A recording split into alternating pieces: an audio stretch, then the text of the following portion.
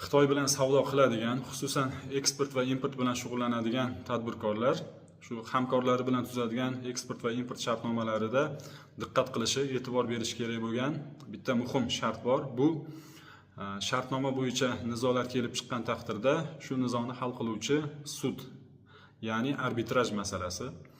Ko'pchilik tadbirkorlar shartnomalarda, import va eksport shartnomalarida nizoni hal qiluvchi sud sifatida O'zbekistondagi sudlarni, ya'ni iqtisodiy sudlarni tanlashadi. Bu unchalik to'g'ri emas. Sababi, tomonlar o'rtasida nizo kelib chiqqan taqdirda O'zbekistondagi iqtisodiy sudlar o'zbekistonlik tadbirkorni foydasiga hal qiluv qarori chiqargan taqdirda ham bu hal qiluv qarorini Xitoyda ijro qilish deyarli imkonsiz. Sababi, bu hal qiluv qarorini, ya'ni davlat sudi tomonidan chiqarilgan hal qiluv qarorini Xitoy sudlarida tan oldirish juda qiyin masala.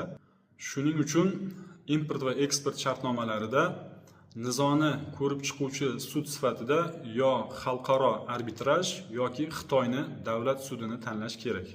Ko'pchilik nizoni xalqaro arbitrajda yoki Xitoy davlat sudida ko'rib chiqilishi o'zbekistonlik tadbirkor uchun noqulay hamda ko'p xarajat talab qiladigan ish deb o'ylaydi.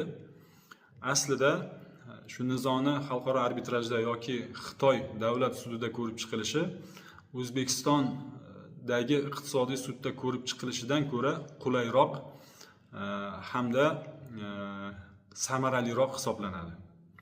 Shuning uchun eksport va import shartnomalarida albatta nizoni ko'rib chiquvchi sud sifatida yo xalqaro arbitrajni yo Xitoy davlat sudini tanlash kerak.